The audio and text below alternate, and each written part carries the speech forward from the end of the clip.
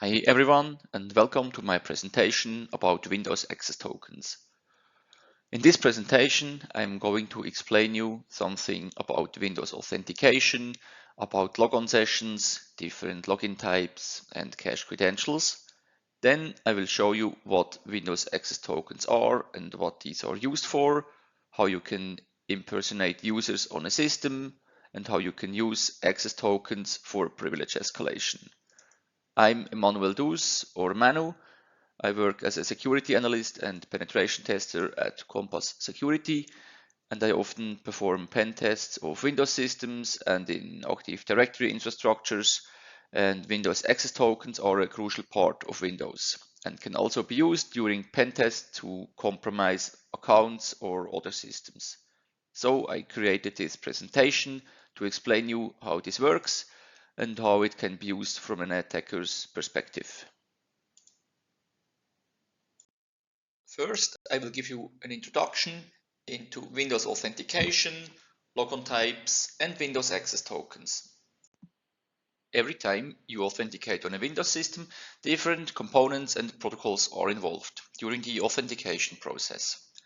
There are the authentication packages or security support providers, which handle all the authentication and analyze the login data. Basically, these are DLLs loaded by the local security authority subsystem, the LSA subsystem. There is also an LSA service running in the background. This is the so-called LSAS exe process you may have already encountered on some computers. An application can use an authentication package client for authentication. In this case, the authentication package client sends the credentials or some form of the credentials, depending on the use protocol, via the SSP interface to the authentication package server. The authentication package server can then authenticate the client with the received credentials. In the end, this can either be local accounts or also domain accounts in an Active Directory environment. Every authentication protocol or method uses its own authentication package. For example, there is CredSSP, which is used to directly transmit the username and password to the target server, encrypted via TLS. There are authentication packages for NTLM and Kerberos. For these two authentication protocols, there is one called Negotiate, which is used to automatically select either NTLM or Kerberos, depending on the capabilities of the server and client. There is the Digest SSP authentication package, which is a challenge response protocol, which will be deprecated in the future. Or there is MSV10 used for local logins. So here as an example, we have Alice and a server. Now Alice wants to access a file on this server and authenticate via the Kerberos protocol. This means on both sides the authentication package for Kerberos has to be installed. So we have the client side and the server side of the authentication package. The application of Alice uses the SSPI interface to speak to the authentication package client. This part then handles all the Kerberos authentication and sends the required information to the server. The server then sends this information again via the SSP interface to the authentication package server. And then in the end there will be the decision if this login was successful or not. Whenever a user performs a successful login, a new logon session will be created. On the same system, a user can have more than one logon session. Now, there are two main types of logins. There is this interactive login. This is usually done when a user directly specifies their credentials. For example, if you boot up your Windows computer and on the login screen you type in your password. Another example is when you establish an RDP connection to a remote system and you type in your username and password. This will also be an interactive login. These credentials or some form of these credentials are then cached within the LSA process. These cached credentials will then be used for single sign-on purposes to log in on other systems. In this case, if you use this login method, a so-called non-interactive login or network login will be performed. In this case, the user does not again specify their credentials, but the cached credentials from the LSA process are used. So a user has a complete single sign-on experience.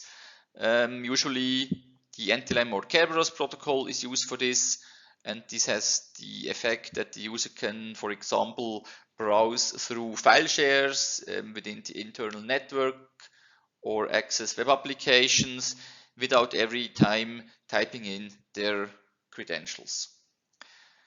Because cached credentials are used from the LSA process, this only works after an interactive login. And if you perform a non-interactive login on a system, the credentials are not cached on these remote systems because they are not sent there. Here an example. Alice performs a login on this system by specifying her username and password.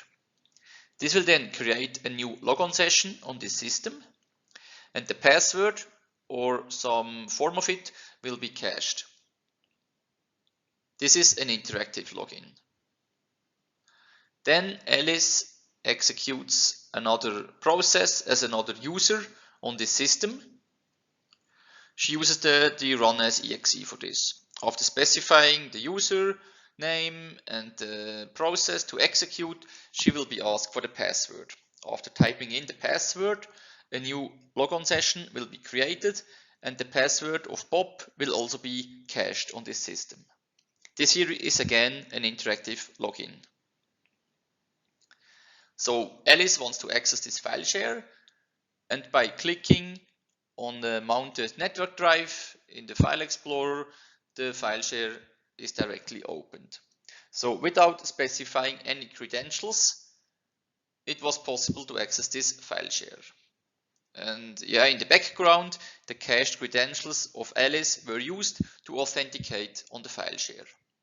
And after this authentication, also a new logon session on the file share was created, but in this case without caching the credentials remotely. This here is a so-called network logon or non-interactive logon. Then Alice wants to access this terminal server. She does it by using her RDP client and by typing in her username and password. And this here will again create a new logon session on the terminal server. And because she typed in the password will be cached here on the terminal server and can be used for single sign-on purposes. This here is a remote interactive logon. This table here gives you an overview about the different login types. You can see the login type name, then the number, which is often used in audit logs. Then you can see the method, like how you can authenticate, for example, using passwords or which protocols you can use for authentication. Then you can see if the credentials will be cached after creating such a login, and then some examples how you can actually perform such a login. If we have a look at the first entry, we can see that the interactive login has the number 2, and this can be done by either using a password or a smart card. And if you perform such a login, then the credentials will be cached on the system. This is typically done when you have physical access to a computer, like when you boot up your Windows machine and you log in on the login screen, or if you use the run as exe, as we have seen on the previous slide. Then there is this network logon or this non-interactive logon with number 3.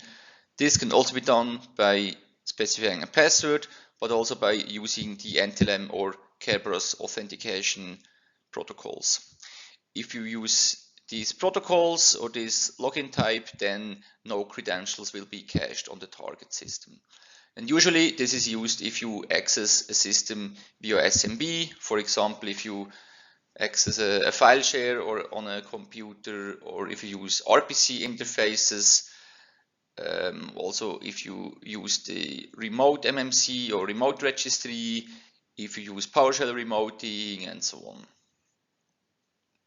Then on Windows, you can configure schedule tasks or Windows services, and you can also configure these to run as another user. And if you do so, you have to specify the username and the password, and then the scheduled task or the Windows service is executed as this user. And for authentication then, the specified password is used. And this password is of course also cached somewhere on the system. Otherwise it would not be possible to create a new logon session. Then there is the network clear text login type, which is used in basic calls on IIS servers, or also if we use PowerShell remoting with CredSSP. Again, CredSSP is the method where you send your username and password to the target server. But this can also be encrypted via TLS. Then there is this run as exe/netonly flag. We will later see what this /netonly flag does in the background. In this case, you also specify the credentials, and then a new process will be created, and a new logon session, and also the password of this of the specified user will be cached on the system.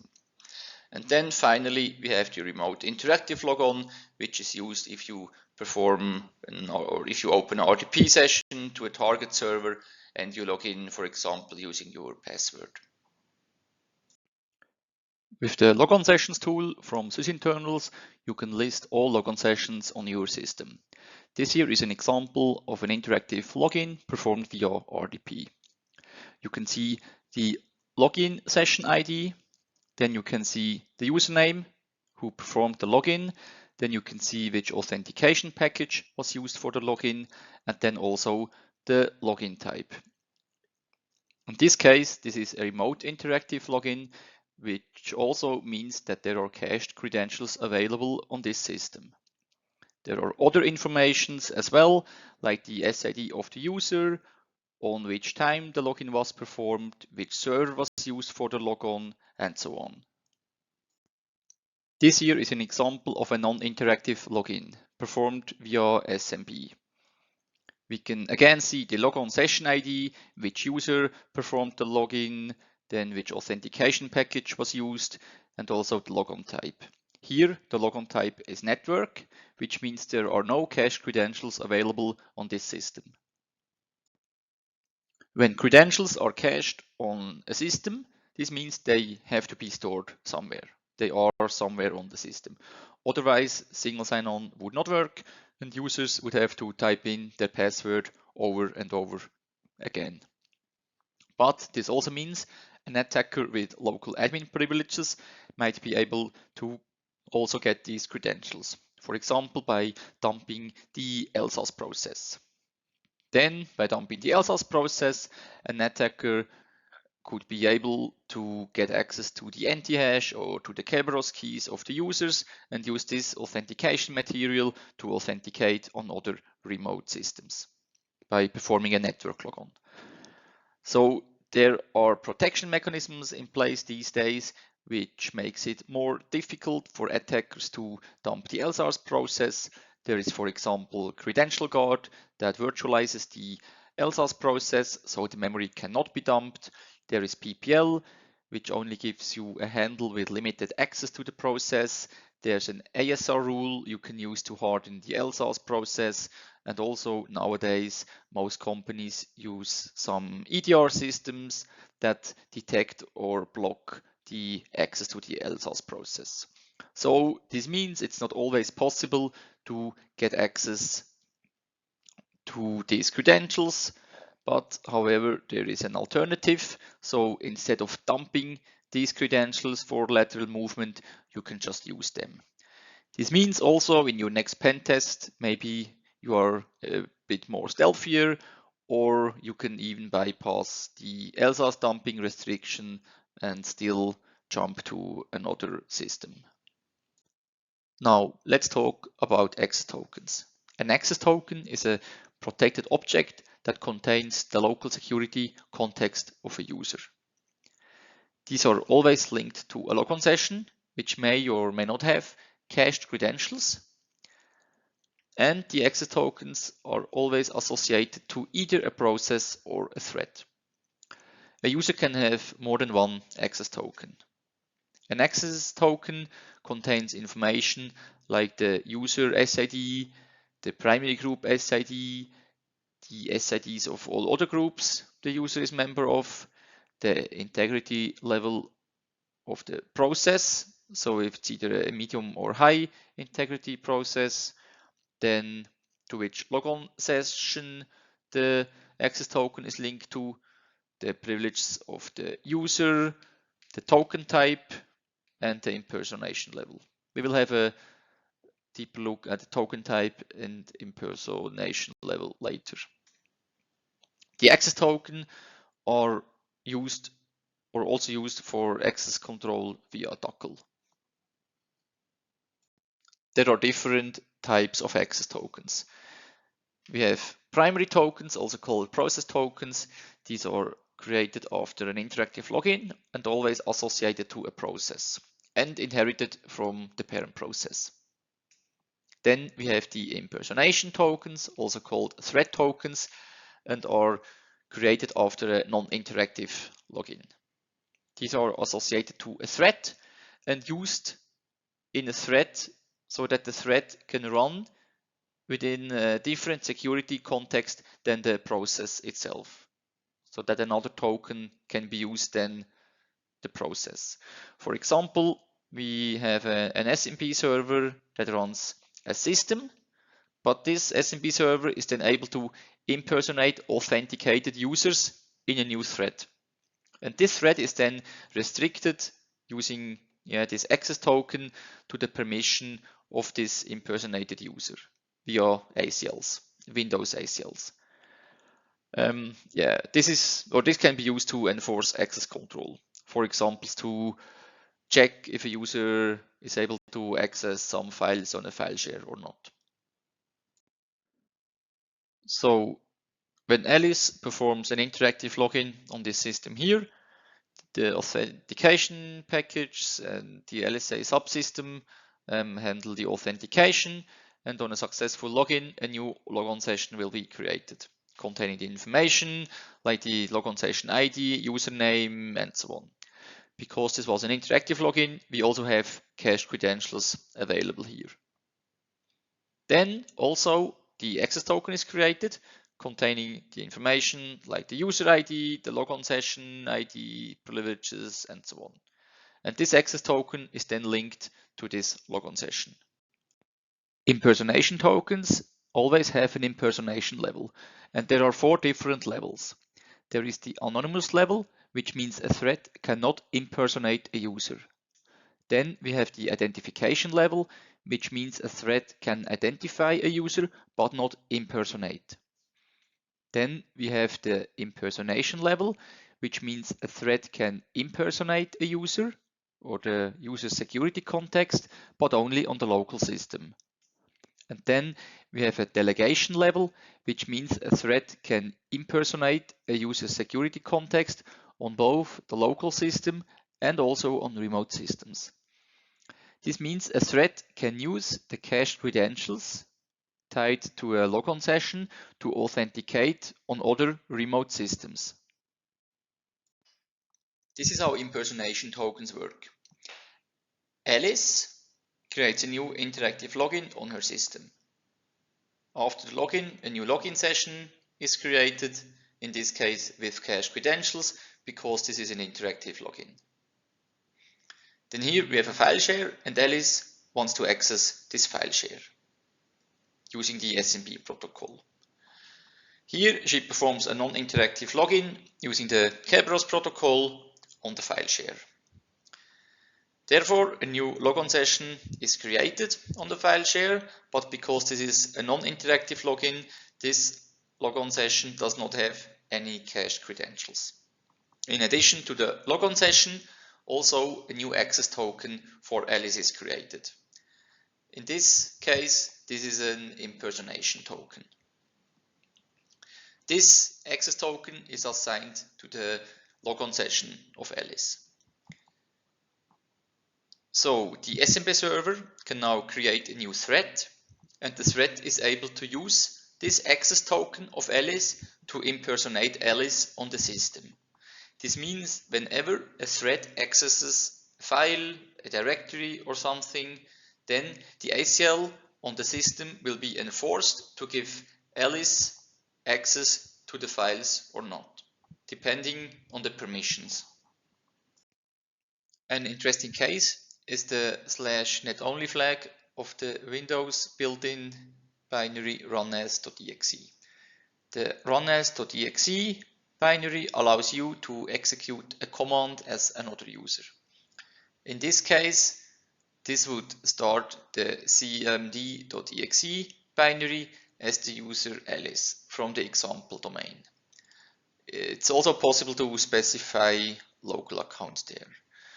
Then, if you execute this runas command, you have to enter the password of Alice, and then the cmd.exe process is started. Now there is this Netonly flag, and this Netonly flag has some specialities. So first, Windows creates a new logon session with these specified credentials. And this is a logon session of the type new credentials. And this logon type does cache these credentials you typed in there. Then the current access token of the user that executed this runas.exe command is copied and linked to this new logon session. Now this means that the specified process, in this case cmd.exe, runs with the copied access token. And this has the effect that local resources are still accessed with the initial user. However, now for network resources, the new specified credentials are used. So this can be used to perform network logons to, for example, SMP servers. The same process is also implemented in other tools like Rubius, Cobalt Strike, Metasploit, or Mimikatz. Now we have seen how a thread can impersonate another user. Next, we will see how this can also be useful for attackers. When an attacker tries to impersonate another user, the goal is usually to use the privileges of this user. For example, a domain admin or a financial officer. One possibility would be to get the credentials and just use them, for example through password spraying or by dumping the NTLM hash or Kerberos keys out of the memory. There are also other methods. For example, it would be possible to hijack an already established session of a user and then inject own code into the process of this user. So in this case, we have Alice and she logged on this system, and here we have a logon session and an access token for Alice. Alice now starts a new process, and this process uses the access token of Alice. And every time this process accesses a file, the ACL is enforced to see if Alice has access or not to this file. Now there is an attacker and compromises this system, and the attacker now is able to inject own code in the process of Alice, and because the own code of the attacker is running inside this process, the attacker has all the possibilities this process also has, so the attacker can also access the files of Alice. Another method would be to duplicate the access token of another user. So in this case, the attacker would create a new process and then go through the memory and see, okay, there is an access token of Alice available, and then make a copy of it. then the process can use this access token. And because the process has these access tokens, the ACLs will also be enforced using this token. This also allows the attacker to access the files of Alice. Now, if this session here from Alice has also cached credentials, then the attacker also has the possibility to move to other remote systems. These user impersonation techniques explained before, of course, require some privileges. Because normal, a low privileged user can only see their own access tokens, and it's not possible to start new processes with arbitrary tokens. However, a high privileged user on a system, they can steal any tokens of other users. They can also inject code into other processes, and they can also use access tokens obtained from other users and use them in new processes. Some of these operations even need system privileges, so this is not always possible if you are just a local admin. Whenever an attacker compromises a logon session of a user with cached credentials, they also have to consider the double hop problem. So here we have an attacker that compromises this system where we have a logon session with cached credentials of another user. Now, because we have cached credentials here, it's possible that the attacker can perform a lateral movement via a network logon to another target. And depending on the permissions, it's then also possible to compromise this host. Now, this will create a new logon session on this target system, but because this is a network logon, no cache credentials will be available in this logon session here. This now means that no further lateral movement will be possible from this compromise host. So to work around this, what attackers can do, they have to use alternatives on the second compromise host. They have to check they can check if there are other logon sessions available with cache credentials and then steal tokens of such a user or inject code into processes of such a user, or if the attacker has credentials available like password or hashes, they can use different functionalities to create a new logon session which then will have cache credentials so that further lateral movement will be possible. Now we will look how you can perform user impersonation via process injection. When you impersonate the user via process injection, you basically inject your own payload or your own code into a process of another user. This code is then executed as the other user. To do this requires admin permissions, otherwise you cannot just write into the memory of processes of other users. And this is also a technique often used by C2 frameworks or supported by C2 frameworks. It basically works like this, that first you get a handle of a process where you want to inject the code. Then you write your own code that you want to inject. After this, you allocate some memory where you can write to. Then you place your code into this memory, and then you make this memory executable.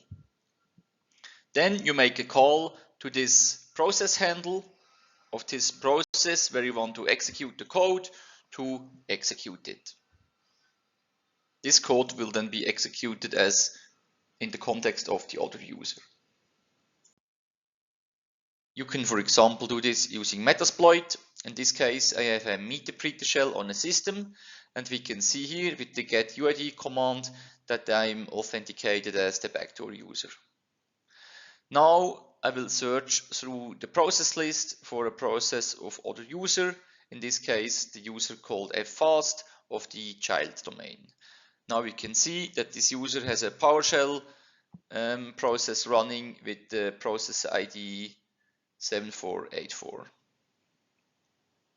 Now, using the migrate command, I can now migrate my meter session into this process. And now all further commands I execute via meter are executed within this process. So if I execute get UID, I see that I'm now running as the user fast of the child domain. The Cobalt Strike C2 framework also has the possibility to perform process injection. So if you have a beacon running on your victim's system, you can list all processes with the ps command, and there you see that here in this example there is a notepad process running as the user fast with the process ID 5252. Now you can use the inject command and provide the process ID where the beacon should inject another beacon. So the code of this beacon will then be executed and you will get a new connection in your Cobalt Strike console. When you then use this beacon and execute the get UID command, you can see that this code is then executed as this impersonated user fast. Now I will explain how a user can be impersonated via token impersonation. This is also known as token duplication or token manipulation. The idea of token impersonation is that you steal and use an access token of another user. This also requires admin privileges. Now here on this system we have a user that started a process. We also have an attacker that compromises this system. Now the attacker opens a process handle on the user process, then reads the token information of the victim's access token and duplicates this token. Now the attacker can start a new command using the access token of the victim to execute code as the victim. If the Logon session of the victim also has cache credentials available, it's possible to authenticate on other remote systems. Otherwise, that's not possible. This is this double hop problem. Token impersonation can, for example, be performed using Mimikatz. However, the official Mimikatz documentation is not that extensive and detailed, and only some modules are partially documented. Sometimes the documentation is just a screenshot on X. The real documentation of Mimikatz, I think, is the source code itself. So to make life a bit easier and so that you can read how you can use the token module of Mimikatz, I added the documentation of this module to the Hacker Tools documentation project. We will later see how you can use these Mimikatz commands. The token module of Mimikatz can be used to perform various tasks with Windows access tokens. With the token list command, you can list the access token of the current user. So if you are a low privileged user, you can only see your own tokens. However, if you are a local admin, then you can also see tokens of other users. But if you have a closer look here, you don't see any tokens of the system account. If you want to list also the tokens of the system account, you need the SC debug privileges. You can directly get these with Mimikatz with privilege debug, and then you have the debug privileges. And if you then execute the token list command, you can see all tokens on the system, including the ones of the system user, which is highlighted here. The token list command can also filter for specific tokens. For example, you can filter for tokens of a specific user or for a specific token ID. It's also possible to filter for tokens of a user which is in the domain admin group or for users which are in the local admin group. There's also a flag/system which can be used to list only the system tokens. This here is an example how an access token is displayed by Mimikatz. First, we have the process ID. This is the ID to which the access token belongs. So every process has always one primary token and can have multiple impersonation tokens. This is the same process ID you can also see in the task manager. Then we have the Logon session ID, which is a 64-bit value. This is the Logon session that is created when you perform a login. That can then also either have cached credentials or no cached credentials. Then there is the session ID. This is always created if you perform an interactive login. Then there is a token elevation type. This shows you which privileges a process has running with this token. So if a low privileged user starts a new process, this will be default, and this shows you that this is a low privileged process. Then if a local admin starts a process in an elevated context, this will be a high privileged process. This is then marked as full. If a local admin starts a new process, but not in an elevated context, this will be limited. This means some privileges were removed after the process was started. Then you can see the ID of the access token, then to which user this access token belongs.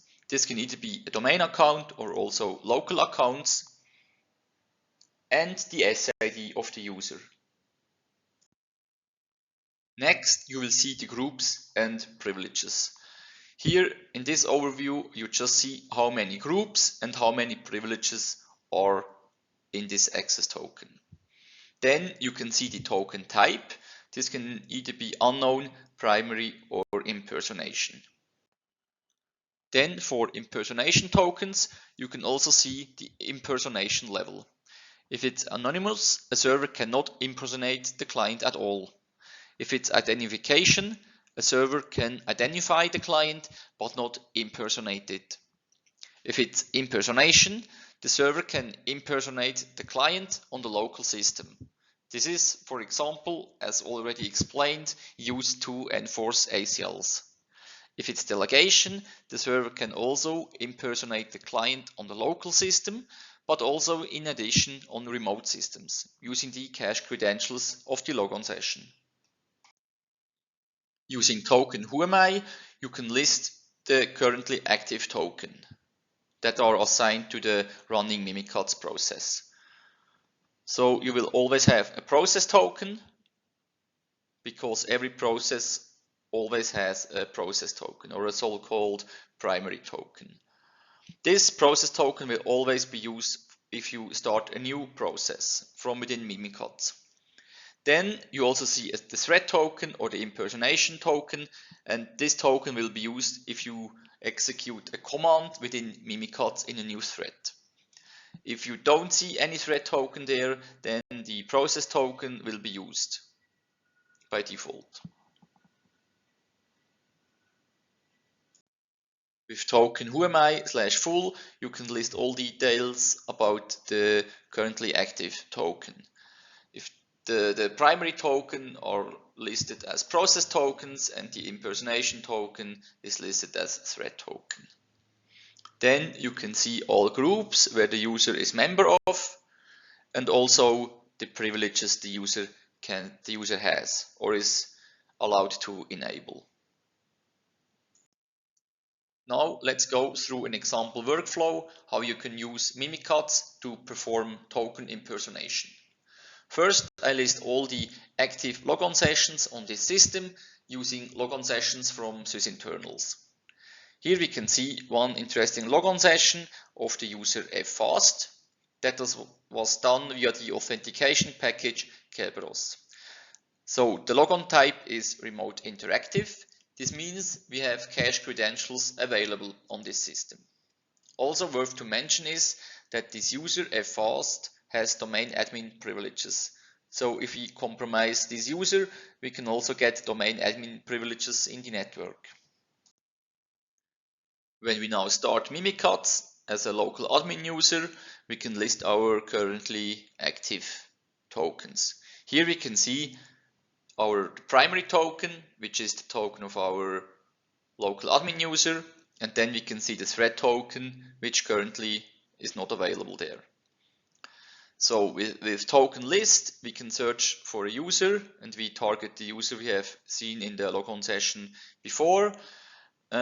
So we list all the tokens for this user, and here we have an interesting token with the ID 457263. This is our token we want to use. Now let's see this in action. Here I'm logged in as a local admin on the client machine, and now we can see that we have here a logon session where the user ffast from the child domain is logged in. By using the token elevate command and by providing the ID of the token we want to impersonate, we can now impersonate this specific token. If we do this, we will now have a new thread token. So the primary token of the user ffast was not assigned to our primary token or process token, but to the thread token. We can also see that our primary token did not change at all. So this is still the token of our local admin user, but the primary token changed to an impersonation token, but with the level delegation. We can now use the misc cmd command of Mimikatz to start a new cmd process. This starts a new process, but this new process now runs under the primary token. So we can see we are still the backdoor user, and if we try to access a system remotely, this does not work because new processes do not use this thread token. However, if we now execute a Mimikatz command within Mimikatz in a new thread, the thread token or the impersonation token will be used for this. Because the user we targeted before ffast was a domain admin, we were able to perform DC sync and get the hashes of the user clear.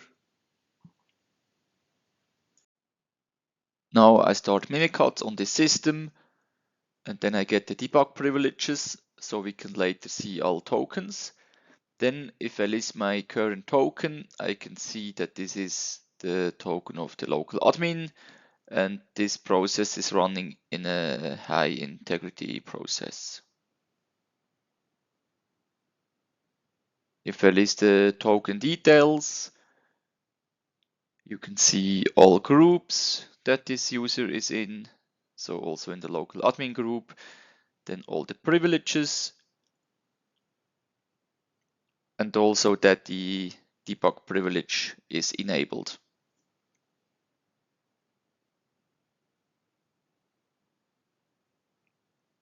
Now, because I enabled the debug privilege, I can list all token on the system. So we can also see the system tokens, and here with /domain admin, I can list all tokens of the logged in domain admins.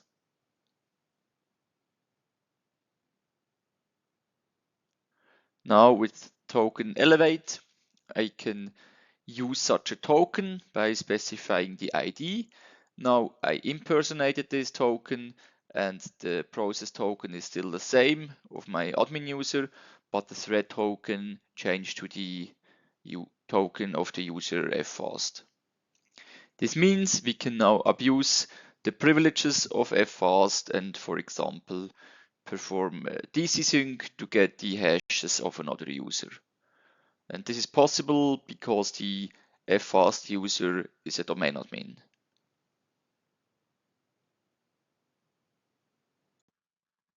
If we don't want to only execute a new thread within Mimikatz, but to start a completely new process using an access token of another user, we can use the token run command. This will duplicate the access token of the targeted user or of the specified token and use this in a new process. When I execute this command here as a local admin, I will still get an error because to successfully execute this command, I need this SC assigned primary token privilege. which by default a normal local admin user does not have. One possibility to get the required privileges is to use the system account. This can, for example, be done using Netexec from sysinternals. So we can start a new CMD as system using the -s flag, and then we can start Mimikatz. So now we have Mimikatz running as system, and we will be able to acquire all required privileges. Then we can use the token run command and specify a token we want to use when starting a new process. So by default, just the command whoami is executed, but it's possible to specify arbitrary commands. To do this, we can specify with the /process flag the command we want to execute. For example, with cmd.exe, then dir and the C $drive of the domain controller, we are now able to list the content of this share. An attacker could also use this to create a new user in the domain and add it to the domain admin group. This can, for example, be done using the net user command and the net group command, as we can see here. If you want to revert your impersonated tokens, you can use the token revert command. You can then see you have again the same tokens you have in the beginning when you started Mimikatz. Here in this demo, I again started Mimikatz as a local admin user. And if I list the tokens of logged in domain admins, I can see I have 3 tokens of the user fast again. Now, if I use the token run command and I specify an ID of a token of the user fast and then a process, we will see that it's not possible to execute a new process. Because this local admin, or in general, a local admin does by default not have the SC assigned primary token privilege. But the system user can get this privilege, so we start a new process as system using psexec. We can see here we're logged in as system. Then if we now start Mimikatz, we can now list the domain admin tokens again and then use the token run Mimikatz command, specify the primary token of the domain admin and then which process we want to execute. And now we can see here the output of the whoami command and that this successfully could be executed. We can now also start a new PowerShell process, again using psexec as this user. So this is now a PowerShell process as the user fast. And we can, for example, access the C $drive of the domain controller. We can also use PowerShell remoting to access the domain controller and execute arbitrary commands.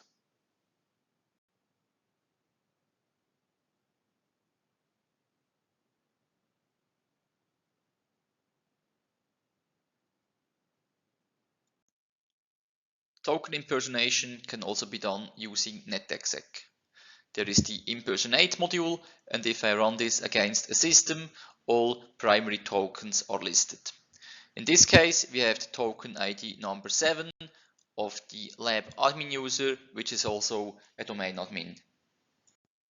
When we now specify some more options to this impersonate module, we can impersonate a user on this system.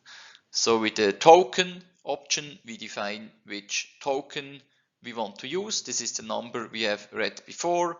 And with exec, we can define which command that should be executed. And the output shows here that the command was executed as the lab admin user. When a user can get more privileges as they have, this is called privilege escalation. One example is if you have a Windows service running as a service user and this service user has the ability to get system privileges. Windows services often need to impersonate other users on a system. A Windows service always runs as a specific user, the service user, and so that the service can impersonate other users, the SA impersonate privilege is required. This can look like this. We have Alice and she authenticated on this system, where then a logon session and an access token is created. We now have here a service running where the service user has this SA impersonate privilege. Now when Alice connects to this service can start a new thread, and because of this privilege, this thread can use the impersonation token of Alice. When now this thread performs some operation on the operating system, for example file access, this will then be used to enforce ACLs by the operating system. If a service on a system can impersonate the system user, this results in privilege escalation. There are well-known exploits to do this, so you can get system privileges from a Windows service account with these potato exploits, like the juicy potato or sweet potato. Such an exploit works like this. An attacker first has to compromise a process or a service which user has the SE impersonate privilege. Then, in the context of this user, of this service user, the attacker creates a new network service or named pipe. Then the attacker coerces a system service on this system so that this service connects to the service created by the attacker or the named pipe. This can be done in different ways, for example through RPC interfaces. Some well-known examples are the printer bug or Petit Botan. So this will be done, for example, through the RPC interfaces. Then the system user of this service will connect to the named pipe or the service of the attacker, and because the compromised service or this user has the SE impersonate privilege, it's now possible to duplicate an impersonation token for the system user and then create a new process as system.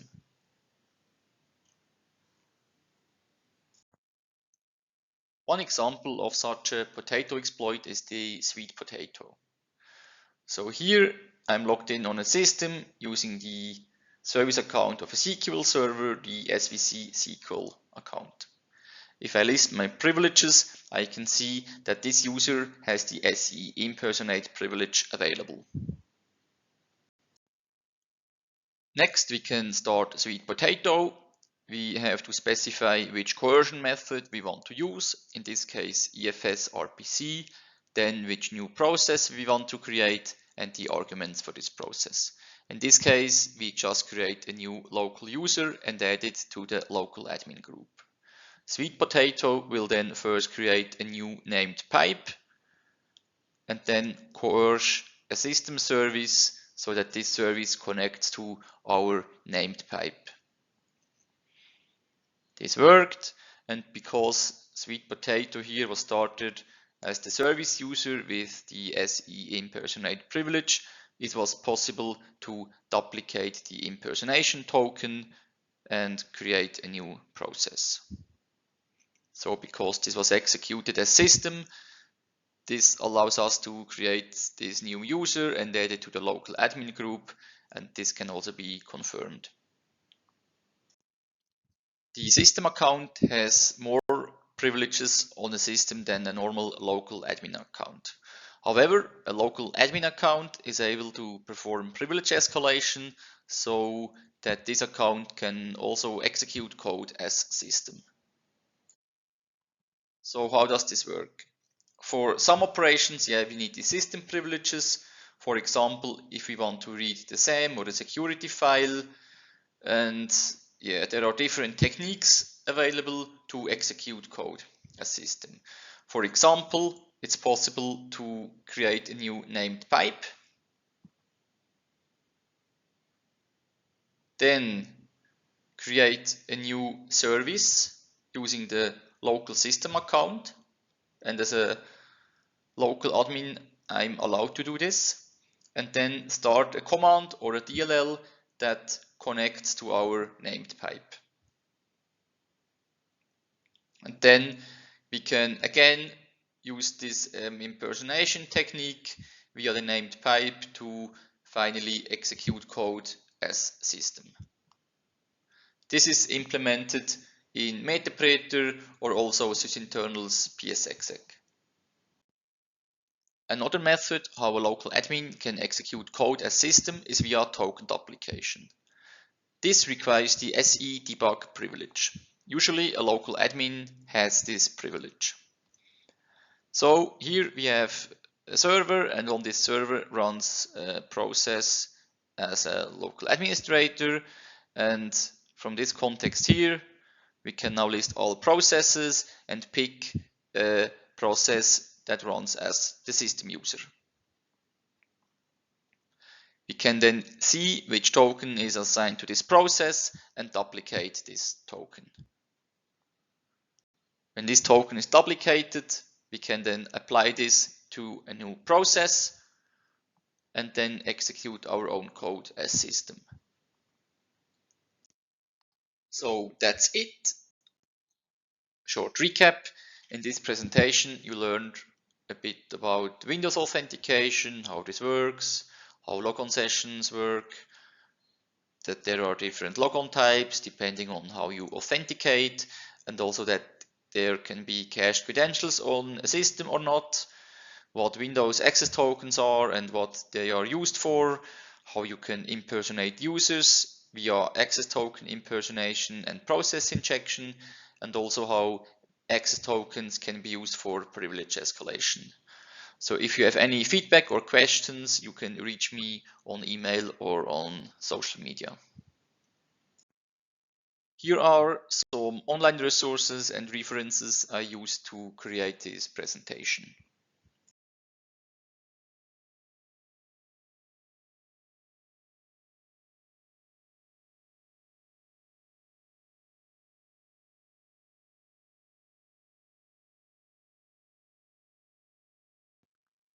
So, thanks for listening and have a good time.